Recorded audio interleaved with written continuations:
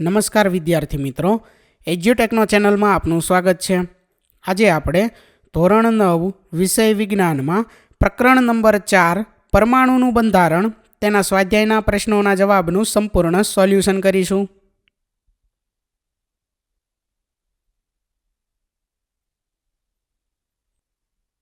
તો ધોરણ 9 વિષય વિજ્ઞાનના પ્રકરણ નંબર 4માં પ્રશ્ન નંબર 1 છે. ઇલેક્ટ્રોન, પ્રોટોન અને ન્યુટ્રોનના ગુણધર્મોની સરખામણી કરો. તો વિદ્યાર્થી મિત્રો, અહીં કોષ્ટકની અંદર ઇલેક્ટ્રોન, પ્રોટોન અને ન્યુટ્રોનના જે ગુણધર્મો છે તે આપેલા છે. ઇલેક્ટ્રોનની અંદર સૌથી પહેલો ગુણધર્મ અહીં છે કે ઋણ વીજભારિત અવપરમાણવીય કણ છે. પ્રોટોન ધન વીજભારિત અવપરમાણવીય કણ. ન્યુટ્રોન તો તે વીજભાર રહિત અવપરમાણવીય કણ છે. ત્યાર પછી ઇલેક્ટ્રોનમાં દળ અવગણી શકાય તેટલું છે. પ્રોટોનનું દળ 1 AMU અથવા તો 1 U પણ લખી શકાય તેને એટલું છે. ન્યુટ્રોનનું દળ 1 U જેટલું છે. ત્યાર પછી ઇલેક્ટ્રોન તે ધન વીજભારિત કણો તરફ આકર્ષણ પામે છે. પ્રોટોન તે ઋણ વીજભારિત કણો, બરાબર, અહીંયા ઋણ વીજભારિત કણો જે છે તેની તરફ આકર્ષણ પામે છે. અને ન્યુટ્રોન તે વીજભાર રહિત હોવાથી આકર્ષણ પામતા નથી. ઇલેક્ટ્રોનની અંદર ચોથો ગુણધર્મ છે કેન્દ્રની બહારના ભાગમાં પરિભ્રમણ કરે છે. પ્રોટોન જે છે તે કેન્દ્રમાં રહેલ કણ છે અને ન્યુટ્રોન જે છે તે કેન્દ્રમાં રહેલ કણ છે. બરાબર, કોઈપણ તત્વના કેન્દ્રમાં પ્રોટોન અને ન્યુટ્રોન આવેલા હોય છે અને ઇલેક્ટ્રોન જે છે તેની બહારના ભાગમાં પરિભ્રમણ કરે છે. આગળ જોઈએ ત્યાર પછી પ્રશ્ન નંબર 2, જે થોમ્સનના પરમાણુના નમૂનાની મર્યાદાઓ દર્શાવો. તો જવાબમાં આપણે લખી શકીએ કે થોમ્સનનો પરમાણવીય નમૂનો નીચેના કારણોસર સ્વીકૃતિ પામ્યો નહીં. જેમાં પહેલું કારણ છે થોમ્સનને પરમાણવીય નમૂનામાં ધન અને ઋણ વીજભારોની ગોઠવણી સાચી દર્શાવી ન હતી, કારણ કે વિરુદ્ધ વીજભાર એકબીજાને આકર્ષી એકબીજામાં ભળી જવા જોઈએ. થોમ્સને દર્શાવેલી ગોઠવણી જુદા જુદા તત્વોના અલગ અલગ રાસાયણિક ગુણધર્મો સમજાવી શકતી નથી. અન્ય વૈજ્ઞાનિકો દ્વારા થયેલા પ્રયોગોના પરિણામો થોમ્સનનો પરમાણવીય નમૂનો સમજાવી શક્યો નહીં. ત્યાર પછી આગળ પ્રશ્ન નંબર 3, રુથરફોર્ડના પરમાણુના નમૂનાની મર્યાદાઓ દર્શાવો. તો જવાબમાં આપણે લખી શકીએ કે રુથરફોર્ડના પરમાણુના નમૂનાની ખામીઓ નીચે મુજબ છે. જેમાં પહેલું કે વર્તુળાકાર પરિભ્રમણ કક્ષામાં ઇલેક્ટ્રોનનું ભ્રમણ સ્થાયી હોઈ શકે નહીં, કારણ કે પ્રવેગિત કણ હંમેશા વિકિરણ સ્વરૂપે ઉર્જા મુક્ત કરે છે. આ પ્રમાણે ગતિ કરતો ઇલેક્ટ્રોન ઉર્જા ગુમાવે અને અંતે કેન્દ્ર સાથે અથડામણ અનુભવે અથવા કેન્દ્રમાં દાખલ થઈ જાય. જો આમ થાય તો પરમાણુ સ્થાયી રહી શકે નહીં અને દ્રવ્ય સ્વરૂપે અસ્તિત્વ ધરાવી શકે જ નહીં.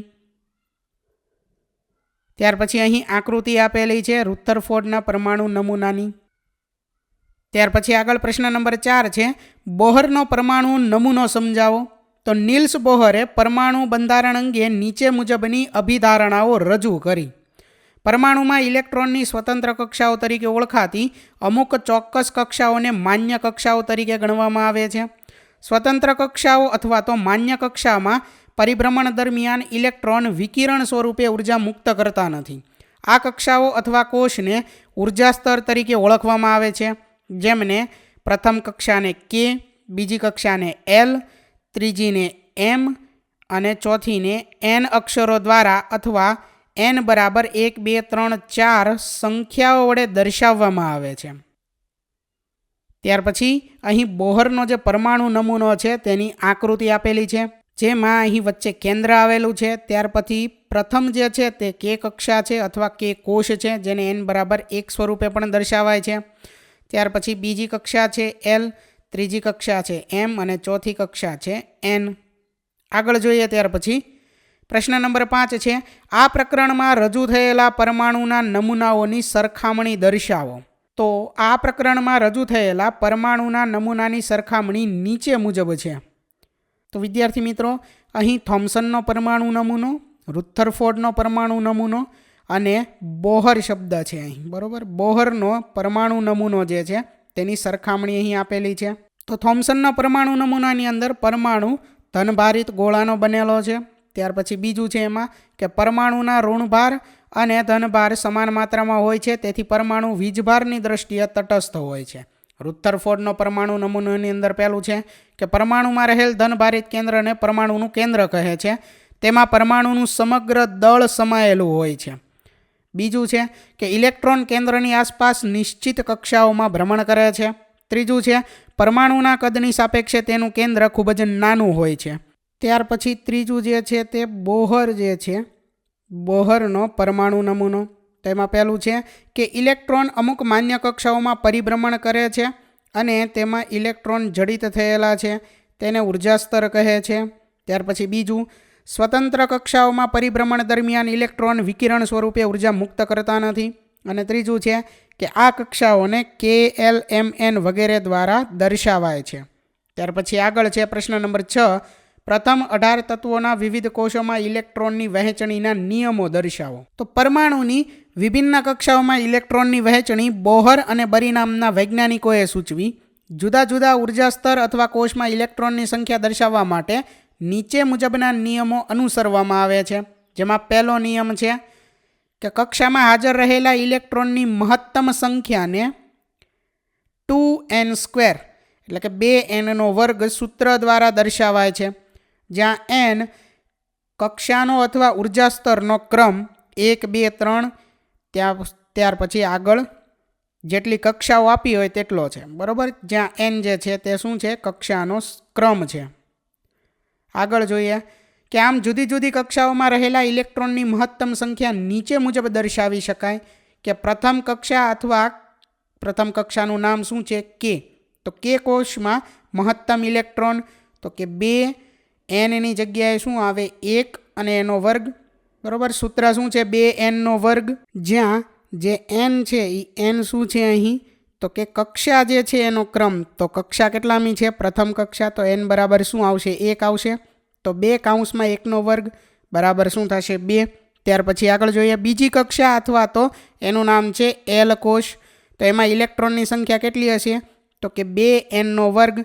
અને હવે ત્યાં કક્ષા કેટલામી છે, બીજી કક્ષા, તો 2 કૌંસમાં 2². 2² શું થઈ જશે, 4. તો 2 × 4, 2 × 4 બરાબર કેટલા થઈ જશે, 8. તો બીજી કક્ષામાં ઇલેક્ટ્રોનની સંખ્યા કેટલી થશે, 8 થશે. બરાબર, એવી જ રીતે ત્યાર પછી ત્રીજી જે કક્ષા છે એની અંદર ઇલેક્ટ્રોનની સંખ્યા કેટલી થશે, તો 2 કૌંસમાં 3² 3² થાય 9, 9 × 2 એટલે 18. તો ત્રીજી કક્ષા જે છે એની અંદર ઇલેક્ટ્રોનની સંખ્યા થશે 18. ત્યાર પછી આગળ ચોથી કક્ષા અથવા n કોષમાં મહત્તમ ઇલેક્ટ્રોનની સંખ્યા કેટલી થશે, એ મુજબ 32 થશે. બરાબર, અને તેવી જ રીતે આગળની કક્ષાઓમાં ઇલેક્ટ્રોન ગોઠવી શકાશે. આગળ છે ત્યાર પછી બીજો નિયમ છે કે સૌથી બહારની કક્ષામાં મહત્તમ 8 ઇલેક્ટ્રોન સમાવી શકાય છે. ત્રીજો છે કે પરમાણુમાં જ્યાં સુધી અંદરની કક્ષાઓ ઇલેક્ટ્રોનથી સંપૂર્ણ ભરાઈ ન જાય ત્યાં સુધી ઇલેક્ટ્રોન બહારની કક્ષામાં દાખલ થતા નથી. કે અંદરની જે કોઈ કક્ષા હશે એ અંદરની કક્ષામાં ઇલેક્ટ્રોન જે છે એ સંપૂર્ણ ભરાઈ ન જાય ત્યાં સુધી ઇલેક્ટ્રોનને બહારની જે કોઈ કક્ષા હશે એમાં નથી ભરવામાં આવતા. બરાબર, બહારની કક્ષામાં દાખલ કરવામાં નથી આવતા. આગળ છે કે ટૂંકમાં કક્ષાઓ ઇલેક્ટ્રોનથી તબક્કાવાર ભરાય છે, ક્રમમાં ભરાય છે. આગળ ત્યાર પછી પ્રશ્ન નંબર 7 છે, સિલિકોન અને ઓક્સિજનના ઉદાહરણો દ્વારા સંયોજકતા વ્યાખ્યાયિત કરો. તો અહીં જે સિલિકોન છે વિદ્યાર્થી મિત્રો, એનો ક્રમ પરમાણુ ક્રમાંક કેટલો છે, 14મો. તો એને કંઈક આ રીતે લખાશે. બરાબર, તો એને આપણે શું કરવાનું છે, સંયોજકતા જે છે તે વ્યાખ્યાયિત કરવાની છે. તો સૌથી પહેલી કક્ષા કઈ છે, કે કક્ષા, એમાં કેટલા ઇલેક્ટ્રોન સમાશે, 2 ઇલેક્ટ્રોન સમાશે. બરાબર, અગાઉના પ્રશ્નમાં આપણે જોયું કે પહેલી કક્ષામાં 2 ઇલેક્ટ્રોન સમાય, બીજી કક્ષામાં 8 ઇલેક્ટ્રોન સમાય, આ રીતે. બરાબર, જે સૂત્ર હતું 2n², 2n², એના દ્વારા આપણે કઈ કક્ષામાં કેટલા ઇલેક્ટ્રોન સમાય તે જોયું હતું. તો સૌથી પહેલી કક્ષા જે છે કે કક્ષા, એમાં 2 ઇલેક્ટ્રોન સમાય. ત્યાર પછી બીજી કક્ષાની અંદર 8 ઇલેક્ટ્રોન સમાય. ઇલેક્ટ્રોનની સંખ્યા કેટલી હશે, તો કે એના પરમાણુ ક્રમાંક કેટલો છે, 14. તો 14 જે છે તેટલી સંખ્યા હશે. એમાંથી પહેલી જે કક્ષા છે કે કક્ષા, એમાં કેટલા ઇલેક્ટ્રોન સમાય છે, તો કે 2 ઇલેક્ટ્રોન સમાય છે. ત્યાર પછી બીજી કક્ષા જે છે એલ કક્ષા, એની અંદર મહત્તમ 8 ઇલેક્ટ્રોન સમાય છે. 2 અને 8 કેટલા થઈ ગયા, 10.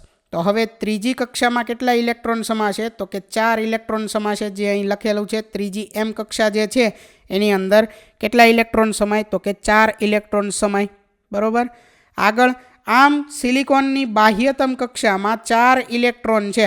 આથી અષ્ટક રચના પ્રાપ્ત કરવા 4 ઇલેક્ટ્રોનની ભાગીદારી કરશે. ત્યાર પછી વાત છે બીજી ઓક્સિજનની. તો ઓક્સિજનને પરમાણુ ક્રમાંક 8 છે, તેને કંઈક આ રીતે લખાશે. પહેલી કક્ષામાં 2 ઇલેક્ટ્રોન, બીજી કક્ષામાં 6 ઇલેક્ટ્રોન સમાશે. તો આમ ઓક્સિજનની બાહ્યતમ કક્ષામાં 6 ઇલેક્ટ્રોન છે.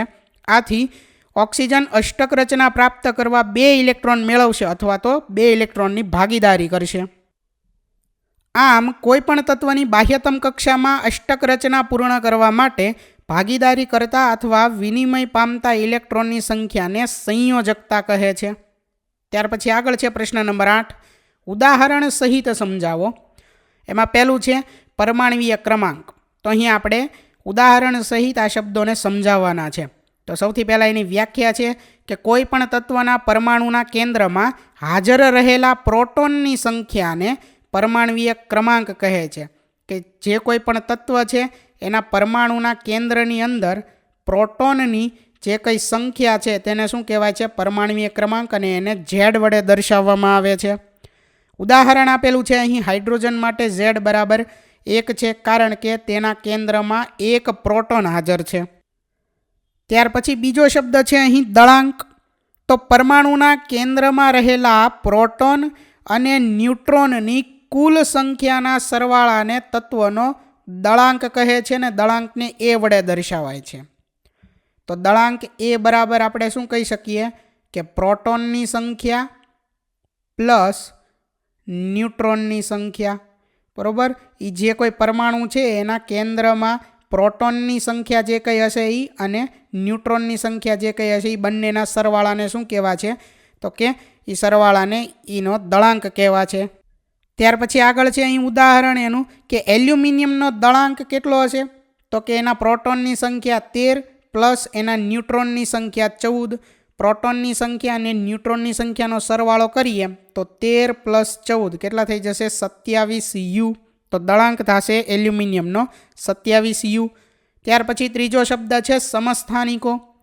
તો સમસ્થાનિકો એક જ તત્વના જુદા જુદા પરમાણુઓ કે જેમના પરમાણ્વીય ક્રમાંક સમાન છે પરંતુ દળાંક અસમાન હોય તેમાં સમસ્થાનિકો કહેવાય છે. કે તત્વ એક જ છે, એના જુદા જુદા પરમાણુઓ છે કે જેના પરમાણ્વીય ક્રમાંક સમાન હશે પરંતુ જે દળાંક છે એ અલગ અલગ હશે, તેમને શું કહેવાશે? સમસ્થાનિકો કહે છે. ઉદાહરણ અહીં આપેલું છે કે હાઇડ્રોજન 3 સમસ્થાનિક પ્રોટિયમ, ડ્યુટેરિયમ અને ટ્રિટિયમ ધરાવે છે. યાદ રાખવાનું છે કે હાઇડ્રોજન જે છે એના 3 સમસ્થાનિકોના નામ પ્રોટિયમ, ડ્યુટેરિયમ અને ટ્રિટિયમ છે. ત્યાર પછી ચોથું છે સમદળીય સમસ્થાનિકોના કોઈ પણ 2 ઉપયોગો જણાવો. તો અહીં પહેલો ઉપયોગ છે કે સમદળીય જુદા જુદા તત્વોના પરમાણુ કે જેમના પરમાણ્વીય ક્રમાંક અસમાન હોય પરંતુ દળાંક સમાન હોય તેવા તત્વોને સમદળીય કહે છે. કે પરમાણ્વીય ક્રમાંક જે છે તે અલગ અલગ હશે પરંતુ દળાંક જે છે તે સમાન હશે તેવા તત્વોને સમદળીય કહે છે. ત્યાર પછી એનું ઉદાહરણ અહીં આપેલું છે કે નિયોન જે છે તેનો પરમાણ્વીય ક્રમાંક 10 છે, બરાબર, પણ એનો દળાંક અહીં કેટલો છે? 22. એવી જ રીતે નાઇટ્રોજન જે છે તેનો પરમાણ્વીય ક્રમાંક 11 છે પણ દળાંક એનો કેટલો છે? 22. તો અહીં 2 તત્વોની વાત કરી છે કે જેના પરમાણ્વીય ક્રમાંક અલગ છે પરંતુ દળાંક કેવા છે? સમાન છે. બરાબર, તો આને સમદળીય કહેવાય છે. ત્યાર પછી હવે આગળ જોઈએ. અગાઉ જે આપણે જોયું તે સમદળીય વિશે જોયું, બરાબર, એના 2 ઉદાહરણ જોયા અને સમદળીય જે છે તેની વ્યાખ્યા જોઈ. બરાબર, 2 ઉદાહરણ અને વ્યાખ્યા જે હતી તે જોઈ. હવે આપણે જોવાનું છે સમસ્થાનિક જે છે એના કોઈ પણ 2 ઉપયોગ. જેમાં અહીં પહેલું છે કે સમસ્થાનિકોના 2 ઉપયોગ નીચે મુજબ છે કે કેન્સરની સારવારમાં કોબાલ્ટના એક સમસ્થાનિકનો ઉપયોગ થાય છે. ત્યાર પછી બીજું કે ગોઈટર રોગની સારવારમાં આયોડિનના એક સમસ્થાનિકનો ઉપયોગ થાય છે. ત્યાર પછી આગળ જોઈએ. પ્રશ્ન નંબર 9 છે કે Na+ સંપૂર્ણ ભરાયેલી K અને L કક્ષાઓ ધરાવે છે, સમજાવો. અહીં Na+ એટલે Na જે છે એનો પરમાણ્વીય ક્રમાંક કેટલો છે? 11. એટલે એમાં ઇલેક્ટ્રોનની સંખ્યા જે છે એ કેટલી થશે? તો કે ઇલેક્ટ્રોનની સંખ્યા Na સોડિયમમાં 11 થાય. હવે Na+ એટલે શું થાય? તો કે Na+ એટલે આ જે 11 ઇલેક્ટ્રોન છે એમાંથી 1 ઇલેક્ટ્રોનનું એને દાન કરેલું હોય એટલે 1 ઇલેક્ટ્રોન ઓછો હોય.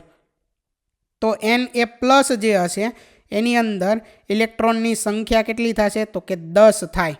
બરાબર, આપણે આ યાદ રાખવાનું છે કે Na+ છે એની અંદર ઇલેક્ટ્રોનની સંખ્યા કેટલી હશે? તો કે 10 હશે. બરાબર, સોડિયમ જે છે એને એની કરતાં 1 ઓછી હશે. તો ચાલો હવે જે પ્રશ્ન છે એનો જવાબ આપણે જોઈએ કે Na+ જે છે તે સંપૂર્ણ ભરાયેલી K અને L કક્ષાઓ ધરાવે છે. તો કે 11Na મતલબ કે સોડિયમ જે છે એ પરમાણુ ક્રમાંક કેટલો છે? 11, અને એની ઇલેક્ટ્રોનની સંખ્યા કેટલી હશે? 11. એમાંથી એક E બાદ થાય છે. એક જે ઇલેક્ટ્રોન છે એનું દાન કરે છે, તો કેટલા ઇલેક્ટ્રોન વધશે? એની પાસે 10 ઇલેક્ટ્રોન વધશે. તો K કક્ષામાં ઇલેક્ટ્રોનની સંખ્યા કેટલી થશે? તો કે 2. બરાબર, આ જે સૂત્ર છે 2n² એ અગાઉ આપણે જોયેલું છે. તો K કક્ષામાં ઇલેક્ટ્રોનની સંખ્યા 2 થશે. ત્યાર પછી L કક્ષામાં ઇલેક્ટ્રોનની સંખ્યા કેટલી થશે? 8. 2 અને 8 ટોટલ ઇલેક્ટ્રોન કેટલા થઈ ગયા? 10 થઈ ગયા. બરાબર, તો અહીં K અને L કક્ષા જે છે તે સંપૂર્ણ ભરાયેલી હોય છે Na+માં. આ યાદ રાખવાનું છે આપણે. ત્યાર પછી આગળ જોઈએ પ્રશ્ન નંબર 10. જો બ્રોમિન પરમાણુ 2 સમસ્થાનિકો, પહેલો સમસ્થાનિક અહીં લખેલો છે બ્રોમિન કે જેનો પરમાણુય ક્રમાંક 35 છે, દળાંક છે 79. ત્યાર પછી બીજો સમસ્થાનિક અહીં લખેલો છે કે જેનો પરમાણુ ક્રમાંક બ્રોમિનનો 35 છે પણ દળાંક કેટલો છે? તો કે 81. તો અહીં બ્રોમિન પરમાણુ જે છે એના 2 સમસ્થાનિક લખેલા છે કે જેમાં એકનું જે દળાંક છે તે 79 છે. બરાબર, અને બીજાનો દળાંક જે છે તે 81 છે. તો પ્રશ્ન ફરીથી વાંચીએ કે જો બ્રોમિન પરમાણુ 2 સમસ્થાનિકો, પહેલો સમસ્થાનિક ત્યાર પછી અહીં બીજો સમસ્થાનિક સ્વરૂપે પ્રાપ્ય હોય તો બ્રોમિન પરમાણુના સરેરાશ પરમાણુય દળની ગણતરી કરો. તો અહીં સરેરાશ પરમાણુય દળની ગણતરી કરવાનું છે કે બ્રોમિન પરમાણુનું સરેરાશ પરમાણુય દળ બરાબર સૌથી પહેલાં શું આવશે? તો કે જે પહેલો સમસ્થાનિક હતો, બરાબર, અહીં જે પહેલો સમસ્થાનિક લખેલો છે એ પહેલા સમસ્થાનિકનું દળાંક અને જે કંઈ ટકાવારી લખેલી છે તેનો ગુણાકાર, ત્યાર પછી પ્લસ બીજો જે સમસ્થાનિક છે તેનો દળાંક અને ટકાવારી જે કંઈ છે તેનો ગુણાકાર, અને છેદમાં બંનેની ટકાવારીનો સરવાળો છે. આ રીતનું અહીં સૂત્ર આપેલું છે. બરાબર, તો આગળ સાદું રૂપ આપીએ તો આ પ્રશ્નનો જવાબ જે છે તે શું થશે? 80.006U થશે. બરાબર, આગળ જોઈએ ત્યાર પછી પ્રશ્ન નંબર 11 છે કે તત્વ Xના એક નમૂનાનું સરેરાશ પરમાણુય દળ 16.2U છે. તો તે નમૂનામાં 2 સમસ્થાનિકો, જેમાં પહેલો સમસ્થાનિક કે પરમાણુ ક્રમાંક 8 છે અને દળાંક 16 છે, બીજો સમસ્થાનિક પરમાણુ ક્રમાંક 8 છે, દળાંક 18 છે, એના ટકાવાર પ્રમાણ શું હશે તે આપણે મેળવવાનું છે.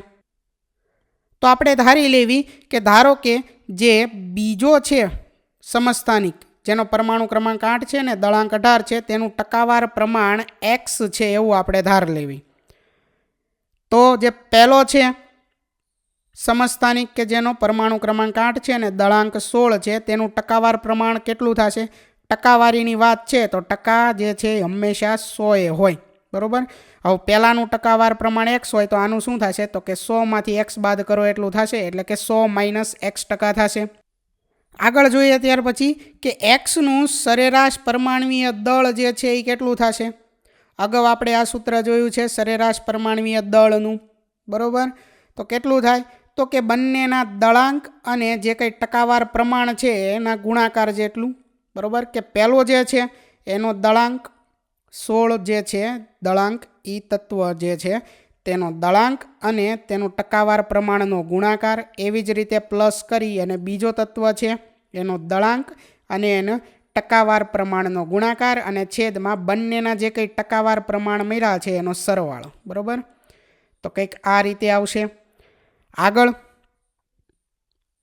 આનું સાદું રૂપ આપીએ તો જે કોઈ X તત્વ છે એનું પરમાણુય દળ રકમમાં જ આપેલું છે જે છે 16.2U. બરાબર, તો જે કંઈ આપણને સૂત્ર મળે છે કે Xનું સરેરાશ પરમાણુય દળ બરાબર ત્યાર પછી 18X પ્લસ 16 કૌંસની અંદર 100 - X છેદમાં X પ્લસ 100 - X.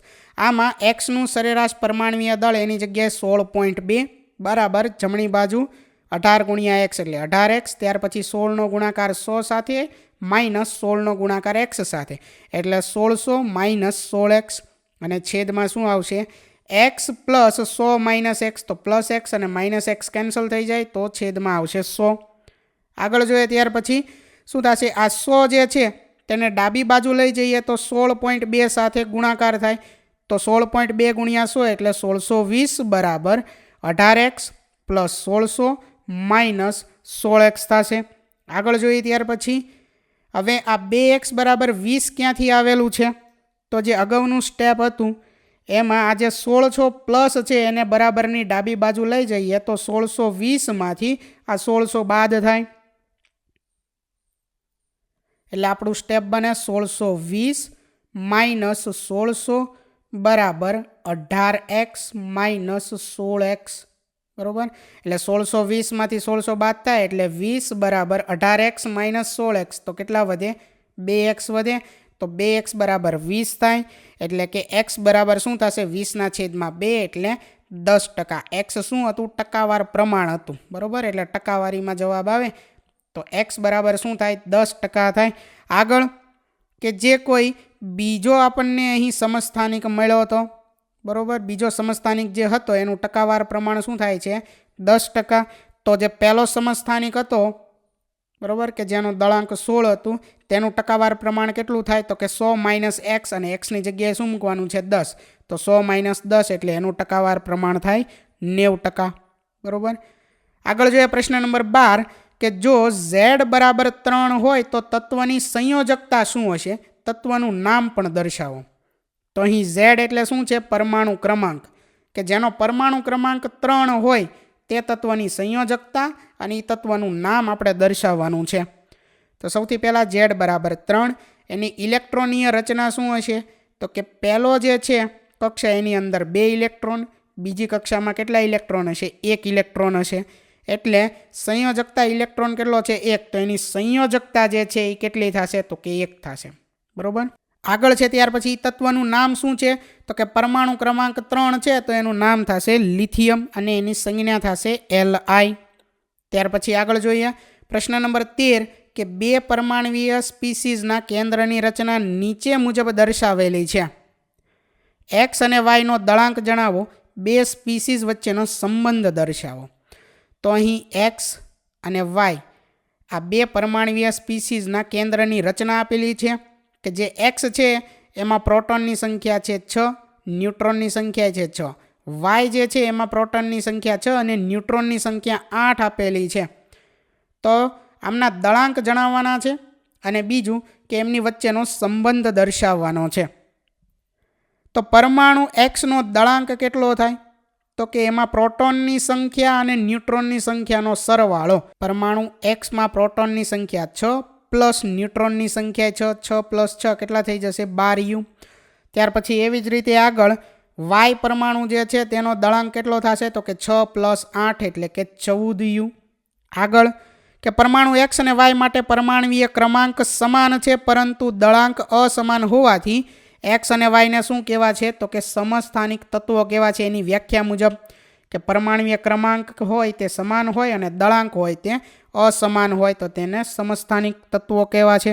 આગળ ત્યાર પછી પ્રશ્ન નંબર 14 છે કે નીચે દર્શાવેલ વિધાનો પૈકી સાચા માટે ટી એટલે કે ટ્રુ અને ખોટા માટે એફ એટલે કે ફોલ્સ સંકેત વાપરો. કે જે વિધાન સાચા છે એના માટે ટી લખવાનું છે અને ખોટા છે એના માટે એફ સંકેત લખવાનો છે. પહેલું વિધાન છે કે જે થોમ્સને રજૂ કર્યું કે પરમાણુના કેન્દ્રમાં માત્ર ન્યુક્લિયોન્સ હોય છે, તો આ વિધાન ખોટું છે એટલે એફ આવશે. ત્યાર પછી બી, ન્યુટ્રોન એ પ્રોટોન અને ઇલેક્ટ્રોનના એકબીજા સાથે સંયોજાવાથી બને છે તેથી તે તટસ્થ હોય છે, તો આ વિધાન પણ ખોટું છે એટલે એફ આવશે. ત્યાર પછી સી, ઇલેક્ટ્રોનનું દળ પ્રોટોનના દળ કરતાં 1/2000 ગણું છે, તો આ વિધાન સાચું છે એટલે ટ્રુ આવશે. ત્યાર પછી ડી, આયોડીનનો સમસ્થાનિક ટિંચર આયોડીન બનાવવા ઉપયોગી છે કે જે દવા તરીકે વપરાય છે, તો આ વિધાન ખોટું છે એટલે એફ આવશે. આગળ ત્યાર પછી પ્રશ્ન 15, 16 અને 17માં સાચા વિકલ્પ સામે ખરાની નિશાની અને ખોટા વિકલ્પ સામે ખોટાની નિશાની કરો. કે સાચું હોય ત્યાં રાઈટની નિશાની અને ખોટું હોય ત્યાં ક્રોસની નિશાની કરવાની છે પ્રશ્ન 15, 16 અને 17માં. તો 15મો પ્રશ્ન છે કે રુથરફોર્ડનો આલ્ફા કણ પ્રકિરણનો પ્રયોગ શેની શોધ માટે જવાબદાર છે, તો અહીં જે સાચું છે પરમાણ્વીય કેન્દ્ર એની સામે સાચાની નિશાની આવશે, બાકી જે બીજા 3 વિકલ્પો છે એની સામે ખોટાની નિશાની આવશે. ત્યાર પછી આગળ 16મો પ્રશ્ન છે, તત્વના સમસ્થાનિકો ખાલી જગ્યા ધરાવે છે. તો સાચો વિકલ્પ અહીં છે સી, ન્યુટ્રોનની જુદી જુદી સંખ્યા એની સામે સાચાની નિશાની આવશે, બાકી જે 3 વિકલ્પો છે એની સામે ખોટાની નિશાની આવશે. 17મો પ્રશ્ન છે, Cl- આયનમાં સંયોજકતા ઇલેક્ટ્રોનની સંખ્યા ખાલી જગ્યા છે. 4 વિકલ્પ છે તો એમાં સાચું છે 8, એટલે 8 જે બી વિકલ્પ છે એમાં સાચાની નિશાની આવશે, બાકી જે દરેક 3 વિકલ્પ છે એમાં ખોટાની નિશાની આવશે. ત્યાર પછી 18મો પ્રશ્ન છે કે નીચેના પૈકી સોડિયમની સાચી ઇલેક્ટ્રોનીય રચના કઈ છે? તો અહીં સાચી ઇલેક્ટ્રોનીય રચના કઈ છે? ડી, 2, 8 અને 1. સોડિયમ જે છે તેનો પરમાણુ ક્રમાંક કેટલો છે? 11. તો ઇલેક્ટ્રોનની સંખ્યા તેમાં કેટલી હશે? તો કે 11 હશે. પહેલી કક્ષામાં 2 ઇલેક્ટ્રોન, કે કક્ષામાં, બીજી કક્ષા જે છે એલ કક્ષા, એની અંદર કેટલા ઇલેક્ટ્રોન સમાશે? તો કે 8 ઇલેક્ટ્રોન. અને ત્રીજી એમ કક્ષાની અંદર કેટલા ઇલેક્ટ્રોન આવશે? તો કે 1 ઇલેક્ટ્રોન સમાશે. આગળ ત્યાર પછી જોઈએ 19મો પ્રશ્ન છે કે નીચેનું કોષ્ટક પૂર્ણ કરો. તો અહીં કોષ્ટકમાં પરમાણ્વીય ક્રમાંક આપેલા છે, ત્યાર પછી ખાલી જગ્યા છે, દળાંક આપેલા છે, ન્યુટ્રોનની સંખ્યા, પ્રોટોનની સંખ્યા, ઇલેક્ટ્રોનની સંખ્યા અને પરમાણ્વીય ઘટકનું નામ આપેલું છે. અને જ્યાં ખાલી જગ્યા છે ત્યાં ખાલી જગ્યા આપણે પૂર્ણ કરવાની છે. તો વિદ્યાર્થી મિત્રો, એ કોષ્ટક જે છે એની અંદર ખાલી જગ્યાઓ જે છે તે આટલી આવશે. બરાબર, આ જે કંઈ છે તે ખાલી જગ્યાઓ છે. આ કોષ્ટક તમારે જોઈ અને પૂર્ણ કરવાનું છે. તો વિદ્યાર્થી મિત્રો, અહીં ધોરણ 9 વિષય વિજ્ઞાનના પ્રકરણ નંબર 4ના સ્વાધ્યાયનું સોલ્યુશન પૂર્ણ થાય છે. થેન્ક યુ દોસ્તો. એજ્યુકટેકનો ચેનલ તરફથી વિડીયો નિહાળવા બદલ આપનો આભાર. આવા બીજા વિડીયોઝ નિહાળવા માટે અમારી યુટ્યુબ ચેનલ એજ્યુકટેકનો અત્યારે જ સબસ્ક્રાઇબ કરો. આભાર દોસ્તો.